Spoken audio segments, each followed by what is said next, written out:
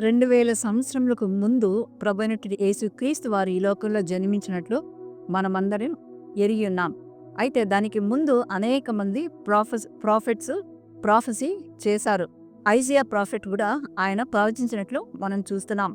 ఆ సమయంలో అనేక మంది కన్యలు యేసు ప్రభువు వారి గర్భంలో ఉదయించాలని ప్రార్థించేటటువంటి వారు. అయితే Maria she is very close to God. ఆమె ఒక ఆర్ఫన్. అయితే ఆమె దేవునికి ప్రార్థన చేసింది. మేబీ ఆమె ప్రార్థన దేవుడు అంగీకరించి ఆమె గర్భాన్ని ఎన్నుకున్నాడు.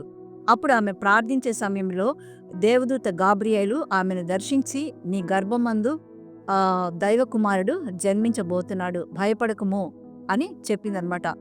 భయపడకము అన్నటువంటి మాట బైబిల్ గ్రంథంలో మనము 365 సార్లు చూస్తున్నాం. ఆ మాట ఈరోజు నా జీవితంలో ప్రతినిత్యము కూడా దేవుడు భయపడకము అని చెప్తున్నాడనమాట. కనుక మన యొక్క బ్రతుకులో, మన యొక్క జీవితంలో ఎటువంటి సిచ్యువేషన్ అయినా కూడా ధైర్యంగా మనము ఎదుర్కొనాలి. God bless you all. Thank you.